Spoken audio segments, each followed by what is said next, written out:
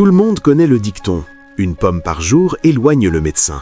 Mais qui a dit qu'une pomme ne pouvait pas être enrobée de caramel doré, n'est-ce pas? Dans les usines modernes, les pommes d'amour sont la fusion parfaite entre fruits frais et gourmandise. Chaque pomme croquante est trempée dans un caramel onctueux et fondant, puis roulée dans des cacahuètes croquantes ou des éclats de bonbons colorés, le tout soigneusement fixé sur un bâtonnet en bois. Le mélange de la légère acidité de la pomme et de la riche douceur du caramel crée une saveur parfaitement équilibrée et irrésistible.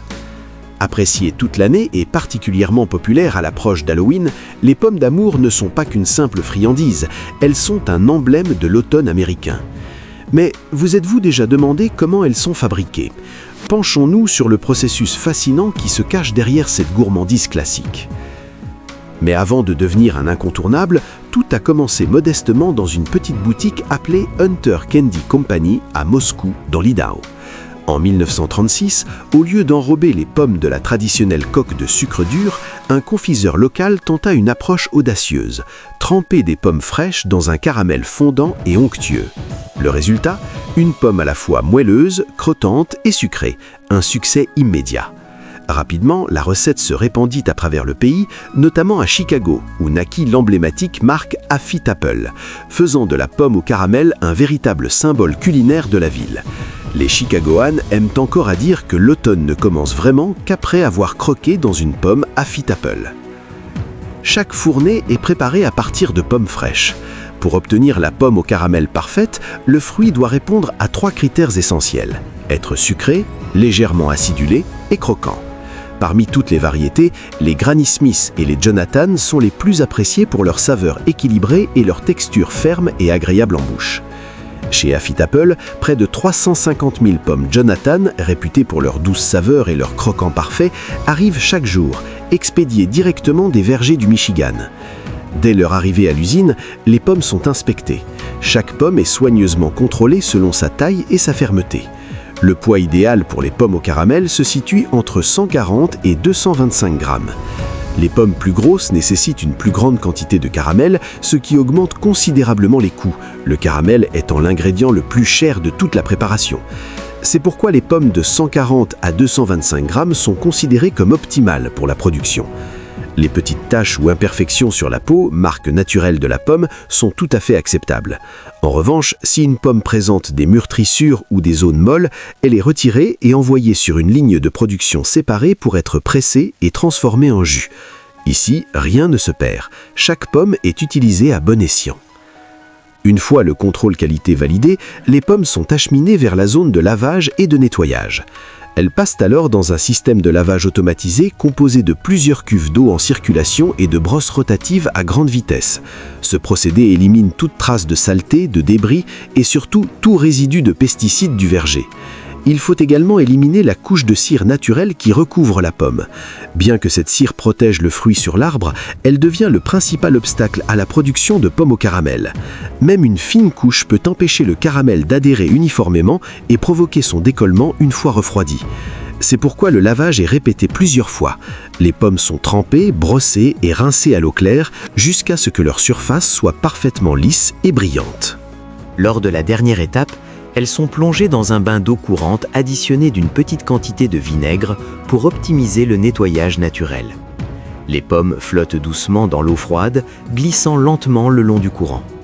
La température de l'eau est maintenue constamment froide, car même une légère hausse de température pourrait ramollir la peau délicate des pommes et altérer leur croquant naturel. Après le lavage, les pommes sont acheminées sur un convoyeur à brosse dont les poils doux et rotatifs éliminent toute trace d'humidité. Immédiatement après, un système de puissants ventilateurs les sèche complètement, garantissant l'absence totale d'eau avant leur passage à l'étape suivante de la production. Les pommes sont retirées du convoyeur, soigneusement centrées, puis un bâtonnet de bois est inséré directement dans le trognon. Cette étape est étonnamment délicate. Seuls des employés formés à l'enrobage des pommes peuvent la réaliser avec précision.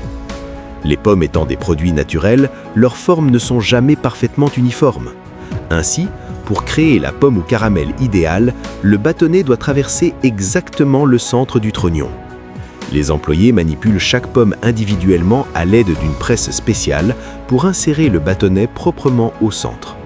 Un bâtonnet de bois à pointe fine est enfoncé complètement dans le trognon, donnant à la pomme sa poignée caractéristique pour le trempage. Une fois les bâtonnets en place, les pommes continuent leur chemin sur le convoyeur et tombent doucement sur une surface rembourrée. De là, elles sont soulevées sur un tapis roulant ascendant qui les transporte vers l'étape suivante, le poste d'enrobage au caramel. Vient maintenant l'étape la plus importante et la plus attendue, la fabrication du caramel à l'usine Affitapel. La recette du caramel est un secret bien gardé depuis des décennies. C'est le secret de cette croûte dorée, fondante et délicieusement moelleuse qui caractérise la marque. Certains s'imaginent des ouvriers déballant de minuscules cubes de caramel et les jetant dans une casserole pour les faire fondre, mais rien n'est plus éloigné de la réalité. Affitapel prépare ses propres lots de caramel artisanal selon une recette protégée depuis plus de 50 ans. À l'arrière de l'usine, les chaudrons en cuivre d'origine, datant de 1948, continuent de bouillir chaque jour. Chaque lot produit environ 36 kg de caramel. Si la formule exacte reste un secret de fabrication, les ingrédients de base comprennent du sirop de maïs, du lait et du sucre, le tout cuit lentement à feu doux. Lorsque le mélange atteint la consistance parfaite, on ajoute du chocolat blanc dans une proportion de 1/5. 500 g de chocolat blanc pour 2,25 kg de caramel, ce qui lui confère une saveur riche et onctueuse et une finition brillante. L'ensemble du processus se déroule par lot de 2 minutes, les employés surveillant attentivement la température entre 68 et 71 degrés Celsius. Si le caramel commence à bouillonner trop vigoureusement, le feu est immédiatement abaissé. Quelques degrés de trop suffisent à brûler le lot et à altérer sa saveur caractéristique. Avec une production de plus de 350 000 pommes par jour, l'usine doit cuire près de 20 tonnes de caramel toutes les 24 heures. Outre la production quotidienne de plus de 20 tonnes de caramel, l'usine prépare également un autre ingrédient essentiel, des cacahuètes grillées croquantes. Environ 9 millions de cacahuètes sont utilisées chaque jour pour enrober les pommes, créant ainsi une couche finale parfumée, croustillante et au bon goût de noisette. Les cacahuètes arrivent à l'usine dans d'immenses sacs industriels en vrac, pesant chacun jusqu'à 1 tonne. Après un contrôle qualité, les sacs sont vidés dans des trémies d'alimentation qui alimentent directement un broyeur industriel de 24 mètres de long, capable de traiter jusqu'à 4 tonnes de cacahuètes par heure grâce à un système de chauffage moderne au gaz. La torréfaction dure environ 20 minutes, pendant lesquelles près de 53% des huiles naturelles des cacahuètes sont libérées et absorbées par leurs parois cellulaires, leur conférant une surface sèche et leur couleur brune dorée caractéristique.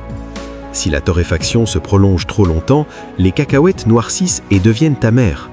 À température optimale, la fine peau extérieure devient croustillante et commence à se détacher.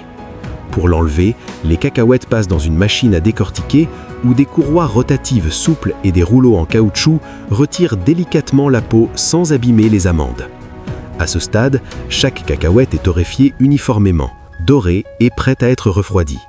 Un système de refroidissement rapide stoppe immédiatement la torréfaction, stabilise la couleur et préserve les huiles, garantissant ainsi que chaque cacahuète conserve son arôme et son croquant parfait.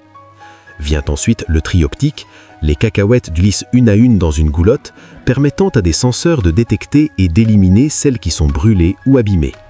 Enfin, une petite quantité de sel fin est mélangée aux cacahuètes torréfiées avant qu'elles ne soient concassées.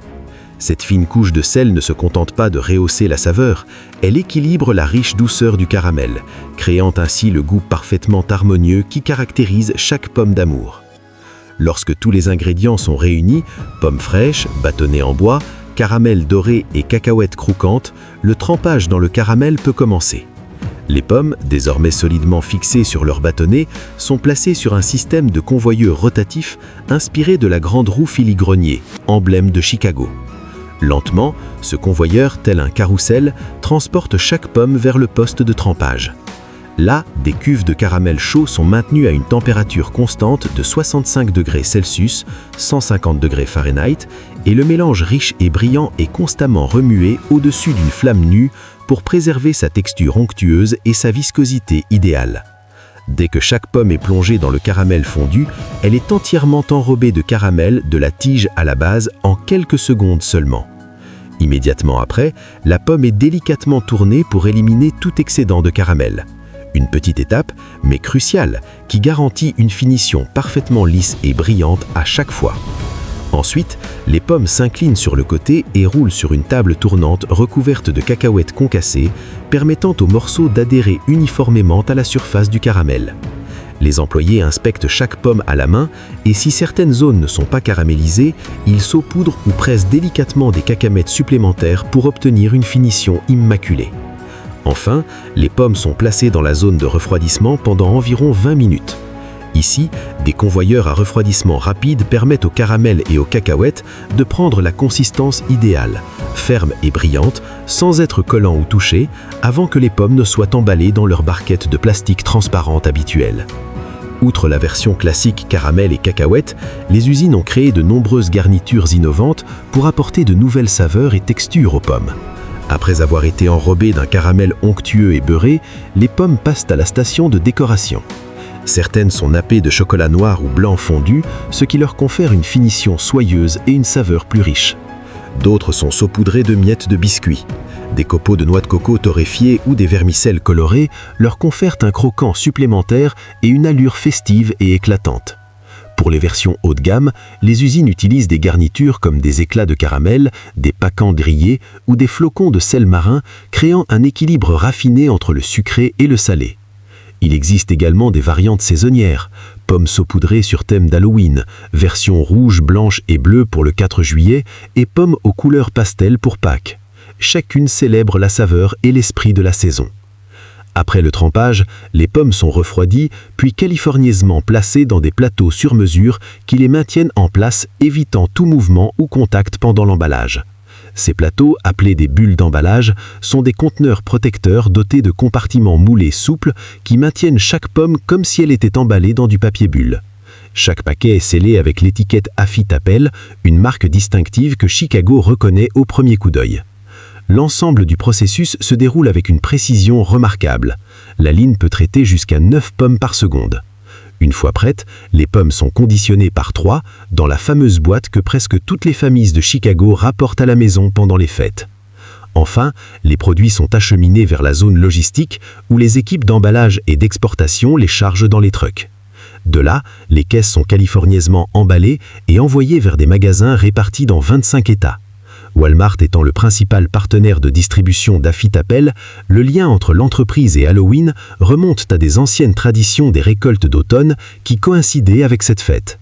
Dans les années 40, avant l'avènement des condiseries industrielles, on préparait souvent des triandises maison pour offrir aux enfants pour la chasse aux bonbons. Les pommes d'amour, belles, faciles à tenir et de saison, sont rapidement devenues le choix idéal. Le caramel doré et brillant qui recouvrait une pomme rouge vif avait quelque chose de mystérieux, évoquant des histoires de magie et de tentation et s'accordant ainsi parfaitement à l'esprit enchanteur d'Halloween. C'est ainsi que les pommes à caramel sont devenues un incontournable d'Halloween, une gourmandise qui évoque à la fois la saveur et la nostalgie d'un Halloween traditionnel. Voilà tout le processus de fabrication des pommes à caramel parfaites en usine. Bien sûr, vous pouvez aussi les faire vous-même à la maison. Il suffit de quelques ingrédients de base, d'un peu de patience et d'une touche de créativité avec vos garnitures préférées. Et vous, avez-vous déjà essayé de faire des pommes à caramel vous-même ? Quelle est votre garniture préférée, à part le caramel ou les cacahuètes ? Partagez vos idées dans les commentaires d'en dessous, d'autant plus qu'Halloween est dans quelques jours. Merci d'avoir regardé et à bientôt sur Cœur Bestial où nous continuons d'explorer les processus fascinants qui se cachent derrière vos favoris quotidiens.